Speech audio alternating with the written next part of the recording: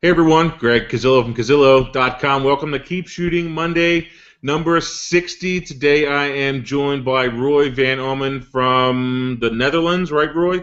Yes, right. Very good. And you know what? I just realized that I didn't have my camera up when I said that. So let me try this once again. I'm going to cut that beginning part out on the final edit, on the final one. So I'm going to try that intro one more time. Ready? In three, two.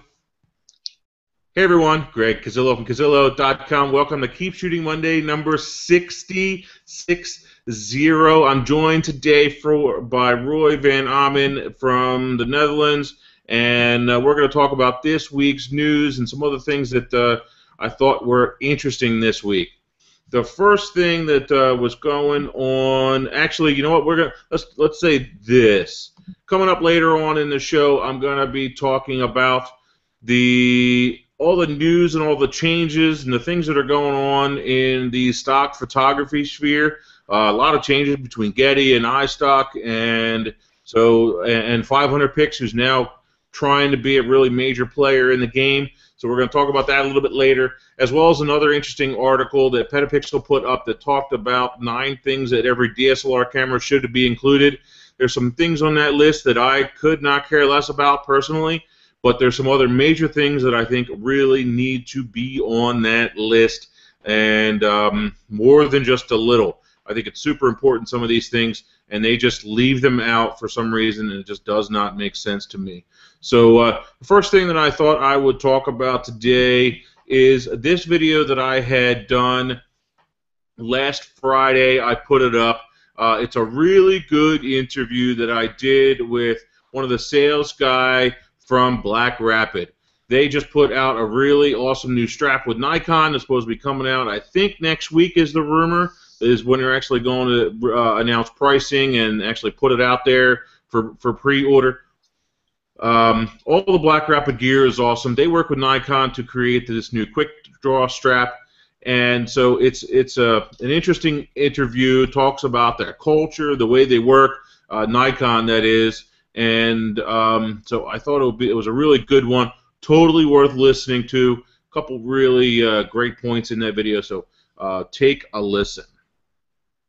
Come on, man, you disappear. There we go. All right, so you can see here that both Nikon and Canon have some rebates out right now. So if you're thinking about buying a lens, there are plenty of rebates to go around. You don't even have to buy it with a body. You just can pick up the lens, which makes it even sweeter. By the way, all the links to the articles that I'm talking about, if you did want to go back to them, I will be posting all of them in the YouTube description, so come back to the video or on the post on the website. This was interesting, I thought. This Brooklyn photographer made 15 grand in one day just by selling his Instagram prints. This is going to be one of those exceptions to the rule, not one of those things that you could really actually do. Now that this guy's tried it and made money on it, now everybody's going to start doing it. He's got some really good images already, but it's not going to be something you can do all the time. What do you think about this, Roy? Any comments or anything like that where somebody's just selling their prints off of Instagram? Yeah, well, it's interesting. I never heard it before that someone is really making that bang of buck on Instagram. Well, maybe it's a new opening and a new option for people to spread out their images. Yeah, it can't hurt to try, but I just have a feeling that it's not going to last. You know what I mean? It's going to be one of those things that somebody jumped on it, somebody did it, and now it's going to be so saturated, and there's going to be tons of people out there doing it, and so you're not going to be able to make a big amount of money like this guy did. And also, this guy already had 28,000 followers as of when this article was written. I'll bet you he's probably got 35 or 40,000 now because of all the extra press he's gotten. So, it's just the way it is. It's going to blow up on him and get a lot more. So, yeah, it's going to keep going. But you might try it, but I doubt you're going to be able to make that kind of money now. Yeah, well, it's worth a A try. couple new products from ThinkTank Photo. The first one is this thing called an app house. Basically, what it is, and I've also often thought about making one of these or getting somebody to make one of these. So I'm really glad that ThinkTank finally made it. Basically, what it is it's a thin case for your iPad or your tablet, either in a 10-inch or in an 8-inch model. So if you have a small tablet, like a 7-inch Android or a 10-inch iPad, either of those, or one of the iPad minis, any of them are going to fit in here. The cool thing is it's a nice lightweight bag. It got a couple pockets on the inside. But the other neat thing is it's got a belt loop on it, so you can mount it to any of their belt systems or the one that you already have on right now. Awesome little bag. Pricing isn't too high at $44 or $54 for a little bag, a little case. You spend that much money now on those cases that are out there. I think I spent 45 on this iPad case right here. So I mean, yeah, it works fine. There's nothing wrong with it, but it's not that much more money. So to be able to take it and to be able to put it on my belt and have my hands free, I think that's really awesome. The other thing is that they finally came out with a modular Pixel Pocket Rocket. This one you can actually again mount it onto your belt. Makes it really easy to into there and pull them out. What I do is I'll actually take my Pixel Pocket Rocket and hang it around my neck when I'm shooting. But I might just pick up one of these while I'm at it and just stick it right on my belt and see if I like that idea. I think it's definitely worth a try. For 22 bucks, I think it's worth it. It's not super expensive, so that's nice. Greg. Yeah. Well, you told us something about the iPad to take your portfolio with you or something. What do you prefer? Taking your portfolio in an iPad and show it to your client or your future client, or taking prints with you and show that? What do you do? It depends. If it's just a portrait client and something that's what I would consider to be down and dirty, maybe they're almost sold and they're close, then I'll usually just take the iPad or a computer and hook it up to a big screen. If they're not quite sold, they're still on the fence, we need to talk a little bit more, or if it's a wedding client, then I'll definitely take a couple books of prints just because I want to show off the albums and the quality and that kind of thing. It's typically going to take a little bit more education, a little bit more showing, a little bit more better presentation in order to kind of get them over the edge. The other thing is if you're actually showing physical prints in a book, in an album, you are more likely to sell those prints. Whereas if you're only selling your image or showing your images on an iPad or on something electronic, you're going to be less likely to actually sell prints afterwards, which are what's actually going to make you a decent amount of money.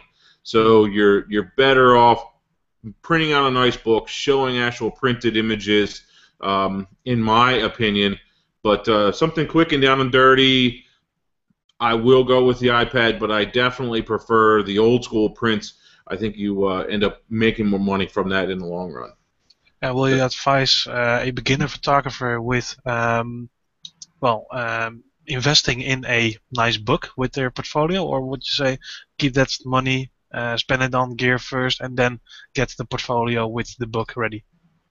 Yeah, well, it depends. If you're looking to start spending money or you're looking to start making money, I should say, then it's time to do that. It's time to print that book. I know of one. I have one of these myself, although I haven't added any prints to it lately. I actually have a separate book which is just 8x10 or 7x10 prints that are just great images that I enjoyed, that I've created over the years, and you can just flip through this book, and that's all it is. It's just a really nice binder. It's not one of those cheapo ones from Staples or anything. It's a leather-bound binder with nice pages in it, the whole 9 yards. But just I create a cool image and I'll throw it in that book. And I actually haven't touched it in a while, so that I should get that thing out. It reminds me I should get that thing out and actually talk about it. I'm trying to remember the brand of that book. I think it might have been a Renaissance book. I think it might have been a Renaissance, which is a pretty big name brand in photo albums as far as professional stuff is concerned. And the nice thing about it is that I can add pages and take them away very easily. I don't have to actually have the entire book bound. I can just add and take away right here in the studio with just a slide another one in, and that's it. So So it's nice dynamic for you. yeah, so that'd be the way that I would go there if you're looking to sell your stuff and to put it out there. All right. So a couple other things. Interesting video here on how to add and remove lens flare. It can be pretty neat when you do that, but if you're going to do something like this, do it minimally. Don't go and add it to every single photo. Don't make it a thing you do for every single client. Do it here and there. 1 or 2 prints a year. I hope people don't take these kinds of tutorials and just do tons and tons and tons of them, because it just drives me crazy when people overdo it with these kinds of special effects. So just like they used to say in cooking class, season to taste. Do it a little bit here and there, and that's it. It's going to make for a better image when you actually need it, instead of doing it to everyone. Then it looks like, well, why do all of your images have lens flare? So I hate it when people do that. Yeah, true. So a lot of changes on this week when it comes to Getty and stock photography and images and that kind of thing. Getty started allowing everyone in the world, basically with a blog, to embed their images in their blog for free. That bothers me a lot. I think that it's too open-ended. I think that it's definitely going to cut down on the amount of money, although there is a rumor that down the road they could turn it into an ad platform and start showing advertisements in order to be able to see the image or something along those lines. It also seems like their idea of non-commercial is pretty big. In other words, they're really allowing just about everyone to put it on any kind of a blog or a lot of websites, and there you go. You want to use this image, instead of having to buy it, you can just embed it and you're done. So, only time will tell what actually happens with this, but as of right now, I don't even use Getty, and I'm against it, and there are actually a lot of photographers that I've seen tweeting or posting on the internet that they say, look, I'm done. They pulled their images already from Getty because they don't want them in there. And it wasn't even one of those things that you could opt out of. It was either, our way or the highway, and so they let them do it. And I'm sure it was already in their terms of service, and, their contract already stated that they could do it, but that doesn't mean that the photographer wanted their images to be out there like this, and so done. There it is. Their images are already out there for free. You can post them right on the website. There was also something that somebody commented about, or somebody put up an image that showed how they were cropping out the actual logo and the stuff at the bottom. Getty fixed that little bug in their embed, and so now it's done. You can't do that anymore and crop it out easily. So that was done. iStock. Any comments on this so far, Roy? Any thoughts? Well, so far true. Things are changing, and I'm definitely not happy with people can embed everything on their website, because that's the point of selling your images. Mm-hmm. In my opinion. Yeah, I would agree. iStock now is offering subscription-based licensing. It seems like iStock is the lower end of the Getty empire. The Getty images, the Getty side of the higher end, the better quality images, the higher price, and then the iStock is the lower end.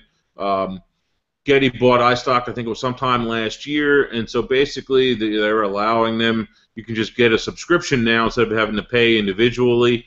Hopefully they don't force everyone into a subscription on iStock.com, because then I think they're definitely going to lose out on that, unless they're going to let you license an image one time for $30 in a month, and then you download those images that you want in that month, and then you don't have to keep subscribing. As long as you don't have to keep subscribing in order to use those images, I think you'll probably be fine, and you'll be able to.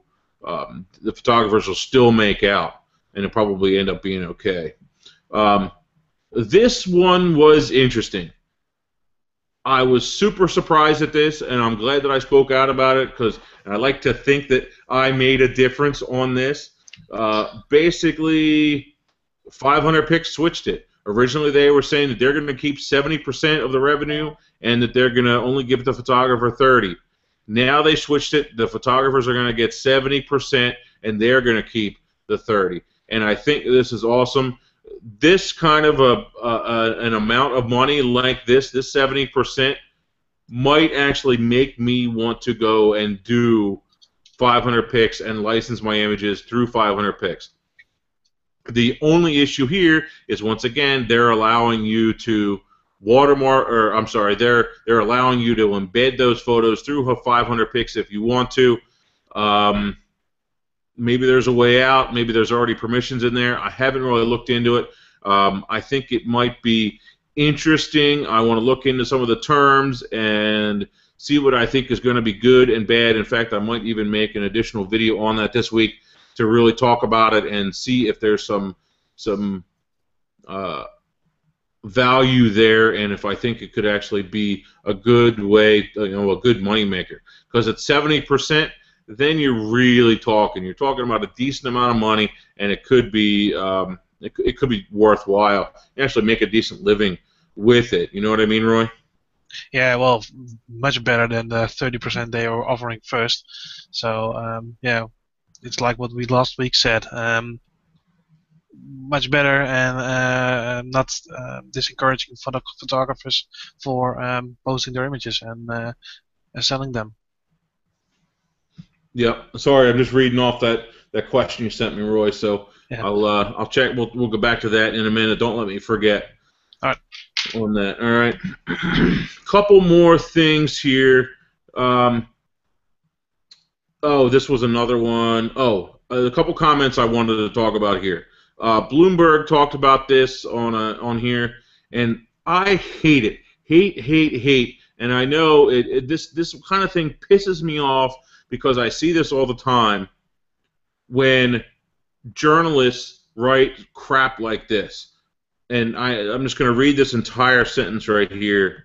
Sure enough, trade groups representing people who try to make a living snapping shutters. That pisses me the hell off. That journalists insist on degrading photographers by just saying that they snap shutters. And it's such bullshit. It really pisses me off when they do this kind of crap, and I see it all the time. They call them shutter bugs or snapping shutters, or the shooting. Just these in my mind derogatory terms, and it really pisses me off that they go and they do this and they write this, because then other people pick on it and other people pick up on it. And it just drives me crazy. So they had some interesting thoughts on it, and so they're talking about how ASMP and a couple other groups are going to be looking into it, whether they think it's going to be good and it's going to be bad, and maybe they'll interject on it. So I think it could be interesting. So we'll see what happens with Getty in the long run. But like I said, I have a feeling that they're going to be turning this into an ad platform down the road. You're going to see in 6 months or a year, you're going to see some ads start running on those iframes. Once a bunch of those images get out there, you're going to see an ad on the bottom of that image, and so that's how Getty's going to make money, and I'm sure they're going to be sharing that revenue with the photographer, or at least I would hope that they'd be sharing that revenue with the photographer down the road. So Petapixel put up this article that talked about 9 features every DSLR should have. And, okay, so we'll see. Let's see. Focus peaking. Nah, don't care. Live view. Yeah, don't care. Don't care. Live histogram, yeah, maybe. The problem with live histogram is that you also need to be using the electronic screen in the back. Typically, when you're using your screen, they're not quite good enough. So this feature right here is not ready for prime time yet, in my opinion. It's just not ready because the screens are not fast enough, the electronics are not fast enough. That you get a really long blackout time when you're shooting. At least in the cameras that I've seen with this type of feature, when you're using an electronic shutter or electronic viewfinder, I just don't think they're that great. Well, it can work somehow, but you have to change it. You can have it in your normal viewfinder, your optical viewfinder, but you have to think different about it. You have to think in values and not in a graphical part, and that will work eventually, I think. If they put maybe if they took the regular viewfinder and they put it down into the display somewhere, that might work. Rather than making the entire viewfinder electronic, you can still have it through the lens, still have a TTL, but then add it down along the bottom or on the side or something like that, or overlay it somehow. Make it an option to overlay it. I think that would be a good thing, and I think that might actually work in that instance. I don't know. Let's send it to Nikon. Yeah, we'll see. We'll see. Variable rate motor drive, I think this is actually a really good idea. Why are we stuck with, single frame or 3 frames or 5 frames? Why can't we easily up and down that and vary that maybe with a pressure sensitive switch? The farther down you push it, the faster it goes. That might be pretty cool. We have the touch sensitive other devices that are like that. Like when you're driving your car, the faster you push the pedal down, or the farther you push the pedal down, the faster you go. Same idea. Why can't we have a pressure-sensitive switch that makes that, or shutter button that makes that go faster? Interesting. Faster flash sync, I would agree with that. Just like it says here that they are very complex and it does take a lot of work in order to make that happen. But I think that if we did work on that, it would improve a lot of photos. Wireless networking, GPS, don't care. Don't care. If you want GPS, get the little add-on. I have a GP1 for my camera. I can add it on if I really want to. Wireless networking, maybe you use it once in a while. Maybe you really need it once a year or twice a year. Other than that, personally, I don't see pros using it that often. Maybe it comes in in the pro-end cameras, but I don't think people in the lower end really need it that much. And facial detection focusing, couldn't care less. Programmable, yeah, maybe. So, Roy, what would you say your #1 thing is you would like to see on your next DSLR? Wow. Didn't prepare for that one. Threw you for a ringer. I would say change my button overlay. So I have custom buttons that will activate a certain function to use, and you can change that over time and that kind of stuff. You can change it in your environment. So if you are shooting portraits, you have some buttons which you can use, and if you are shooting landscapes, you can change that same buttons to other functions. Okay. Also. All right. My #1 thing that I want to see in my next camera is the focus points throughout the entire viewfinder. I can't understand. There has to be some technical reason, but you would think now, after so many years of having autofocus DSLRs, that they would be able to fix this. But having those focus points covering 85, 90% of that viewfinder, in my mind, is the most important thing. Because without the two basics, without focus and without a good exposure, you're not going to have a decent image. So moving them to the outside of that viewfinder, to me, I think will be the biggest jump forward and really make it much easier to focus. Because right now, yeah, you can do it with live view, but you can't do it in the regular view when you're looking just through the viewfinder. So that, to me, would be #1. Other than that, I think I think most of the features that are on the cameras are fine. I think there's a lot of feature overload too, because you have all these extra features and buttons and things that most people don't need or don't ever use. I actually have a video that I did about a year and a half ago that talked about the features in a camera that you really need to know and to use all the time, like exposure and focus. And there was actually a post over on Nikon Rumors where they were comparing the D4 and the D4S's high ISO um, noise, and they shot a photo, and the first thing I saw one photo down to the next, and the first two photos I could tell, I was looking at them like, why is that overexposed? What's the exposure difference? I'm looking at the settings, and I start reading the article, and the exposure mode was different. One was on center weighted and one was on matrix. Well, that's something you need to remember to check, and that's one of the reasons why I say you should be on matrix most of the time and do your best to remember to go back, because your exposure and your things are going to be different.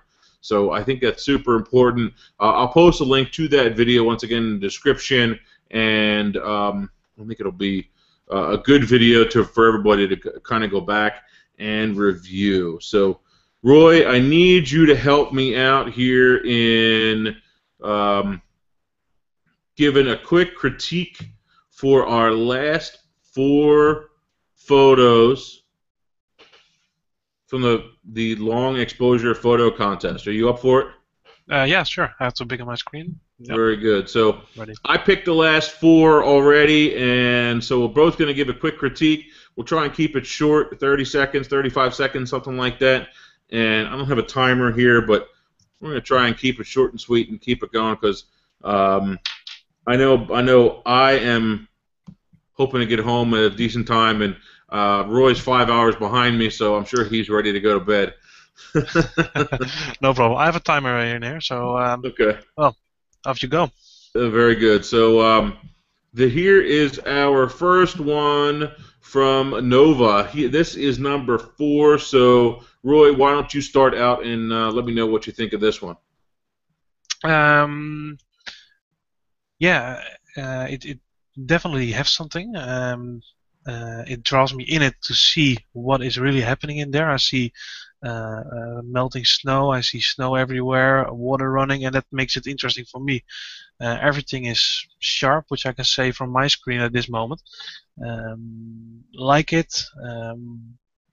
I would personally compose it a little to the right, just to get a little less distraction from the left side, but awesome image, in my opinion.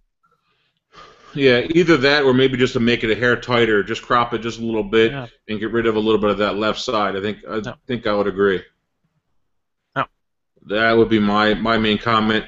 This actually might be a good image for either a split tone or something along those lines, where you kind of give it a weird set of tones, some kind of a filter,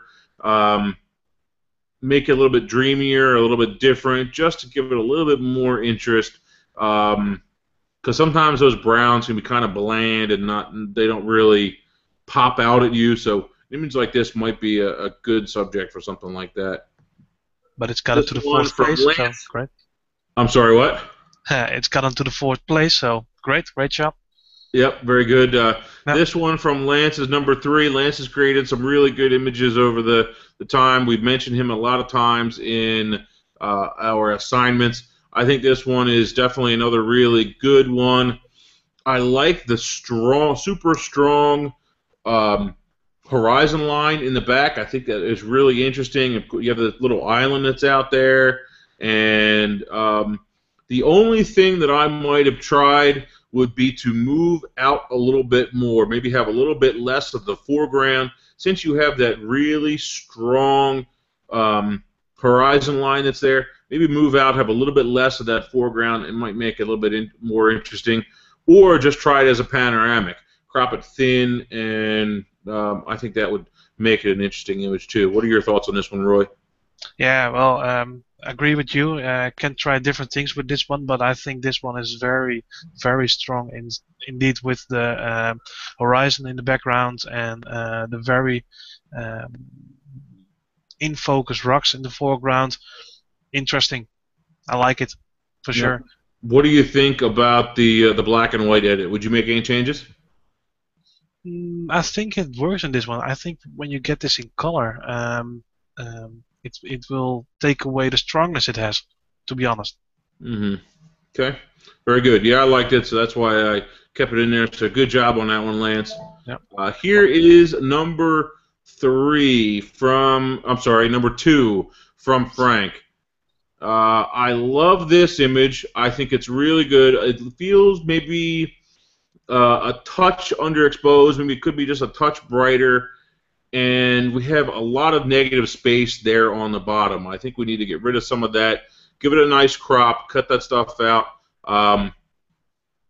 It's great that everyone is trying to do something with their, with the viewfinder in that shape. That 4 to 3, I'm sorry, the 2 to 3 shape that's there, but it doesn't mean that you need to be using it for every single photo. And so don't be afraid to use your crop tool once in a while. I think this one will be a lot stronger if we just cut that bottom out. In fact, I'm just taking my hand and I'm putting it right up underneath the bottom, and it just makes a huge difference just to cut that bottom out, Yeah. in my opinion. And so, try that sometime. You really never know how you might improve an image. So shoot it again. You know what I think would have been even better with this one, Roy?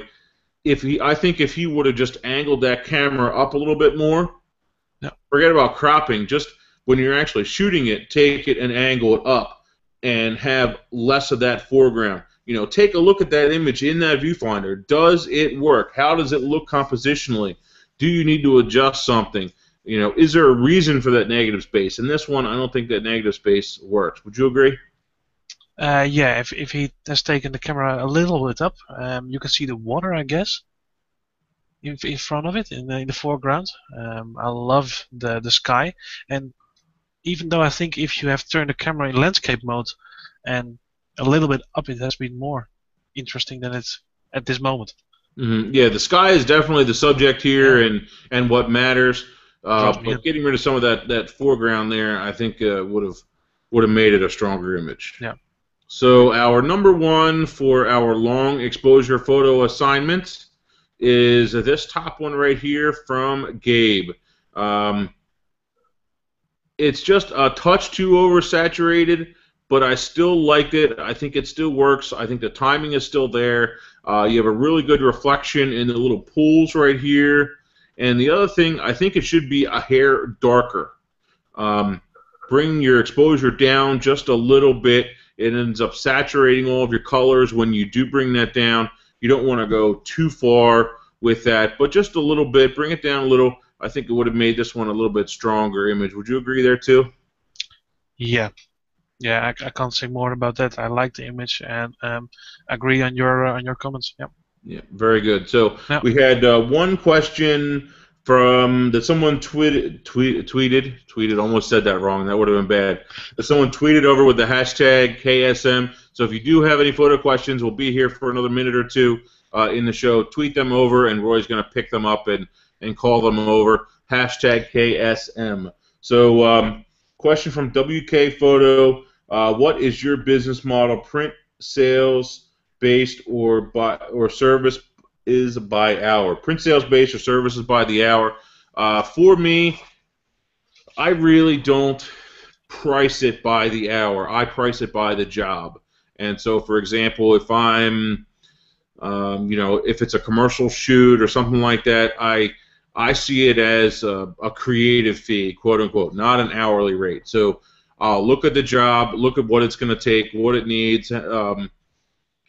Time is definitely a factor, but I give it an overall price, and then that's it. And I don't say, okay, well, it's going to take me 4 hours to do this shoot, and so you're going to, I'm going to charge $300 an hour, and that's your price, and that's it. And then they're going to say, well, why is it going to take 4 hours? Or why is it only 3 hours? Let's make it take less time.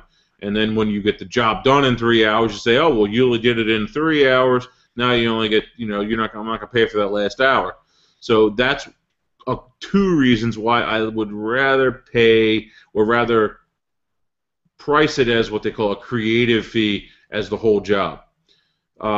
Whenever I can sell prints, that's obviously a good thing for portraits, for weddings, for scenic or landscape images.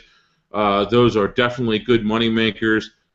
But as far as commercial work is concerned, 9 times out of 10, those people don't want to see prints. If they're in a business, they want a set of digital images that they can give to their designer, give to their marketing department to do something with afterwards.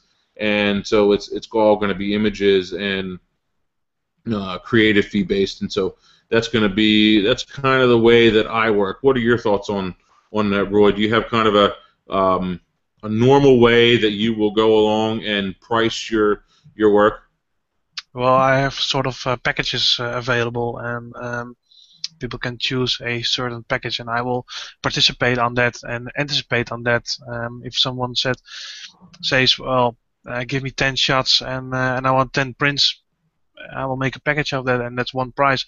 And if they say, well, give me 2 extra images, I will make a new price of that. But first off, in the basic, I will give them a package price, and nothing about hours or something like that. I can't imagine if you are doing a wedding and the people are on a budget, you can say, well, let's do it price per hour, and well, let's see what comes around. And yeah, I can imagine that, but in my opinion, in my business, I take packages. Yeah. Okay. Yeah, the other thing I thought I would mention would be if I'm doing an event, that's definitely all print based. So, for example, I'm shooting like a baseball game, or say a dance recital, or a bike ride, which I've done photos at before, and I've done videos about that.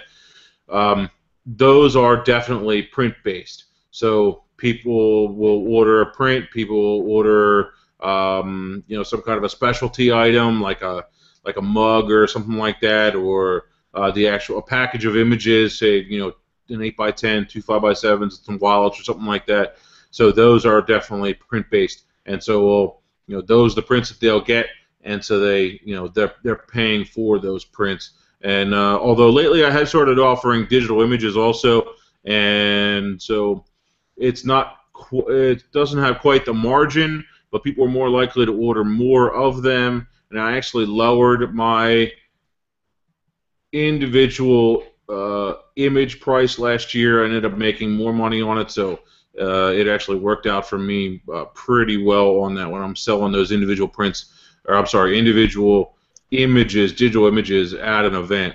So it worked out pretty well. Great. All right. Any other questions anybody sent over or anything for us, Roy? Not at the moment, but I have one thing to ask you. There is one I know, and I'm not going to tell his name.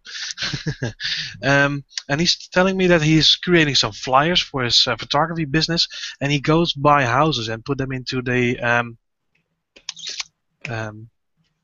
into the door, and trying to get customers out of that. What is your opinion about that kind of marketing? I don't think it's a good idea. No. Personally, I think it's a little, I don't know. I think that kind of door-to-door thing, I don't know that it works anymore. I think people just, kind of like when you get the Chinese. I don't know if if this happens over there in your country or not, but people around here will quite often. This is mainly the Chinese restaurants. They'll go around, the Chinese food or Japanese food. They'll go around and they'll drop a menu at your door or in your doorway or in your mailbox. And personally, I'll take it and I'll just trash it. I walk in the house with the mail in my hand, and I just look at it and trash. So if he gets 1 or 2 clients from that, I'd be super surprised. Personally, I wouldn't take the risk and I wouldn't do it. And what would you do as a starting photographer in this day and age?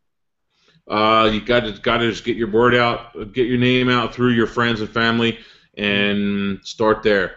Just like you had to do, 15, 20 years ago. That's where you started. You started out with friends and family and built it from there. It's the same thing now. You got to start with your friends and family and then work out. But now you have Facebook, you have Twitter and Instagram and all these other things that you can share your images and create and put your name out.